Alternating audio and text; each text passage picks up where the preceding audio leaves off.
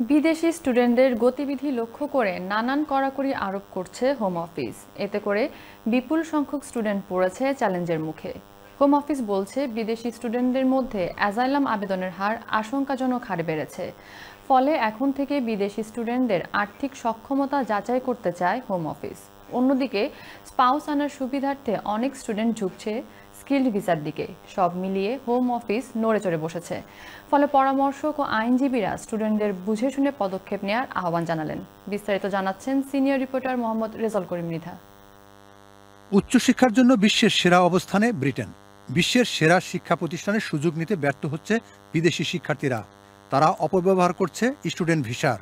কিছু শিক্ষার্থী ব্রিটেনে প্রবেশ করে লেখাপড়া না করে অবলম্বন করছে ভিন্ন পন্থা। হিসেব মতে 40,000 অ্যাসাইলামের মধ্যে 16,000-এরও বেশি স্টুডেন্ট অ্যাসাইলাম আবেদন করেছে। এর ফলে ঝুঁকিতে পড়ছে স্টুডেন্টরা। ম্যাক্সিমাম একটা বড় অংশ আছে যারা আসলে পড়াশোনা করতে আসে না।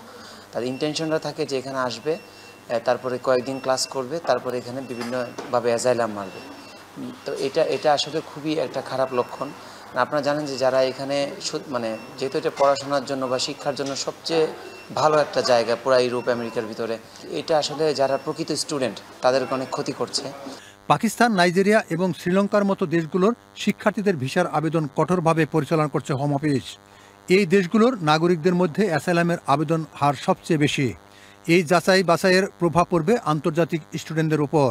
তারা যেটা চেষ্টা করতেছে যাতে কেউ অ্যাবিউজ করতে না পারে এই সিস্টেমটাকে। স্টুডেন্টের রুটটা ইউকে হইলো একটা popular destination for the international student. হ্যাঁ, তাদের অনেকে ড্রিম ডেস্টিনেশন।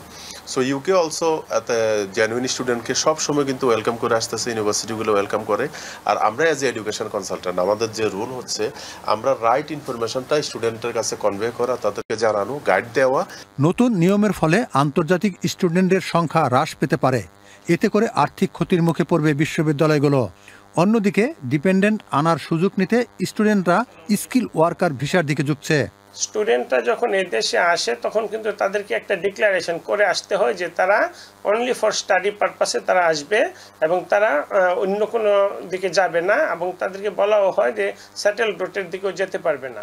এটা তারা মনোযোগ সহকারে পড়াশোনা করবে, যে কোর্সে এসেছে সেই কোর্সটা যথাযথভাবে কমপ্লিট করবে এবং তাদের পোস্ট স্টাডি ওয়ার্কের একটা সুযোগ আছে 2 বছরের জন্য, সেটা এনজয় করবে। পরবর্তীকালে তাদের যোগ্যতা দিয়ে তারা যদি অন্যান্য অনেক কোম্পানি আছে সেই কোম্পানিগুলিকে জেনুইনলি সার্চ করবে ওয়ার্ক পারমিট পায় কিনা। যদি পায় তাহলে সেখানে সুইচ করে ফেলতে পারবে। ভবিষ্যতে শিক্ষার্থীদের আর্থিক সক্ষমতা যাচাই বাছাই করবে হোম অফিস। এর মাধ্যমে স্টুডেন্টরা সত্যিকার অর্থে পড়াশোনা করতে আসবে কিনা তা নিশ্চিত করবে, এমনটাই বলছে বিশেষজ্ঞরা। Mohammad Rezaul Karim Mridha, channel news, London.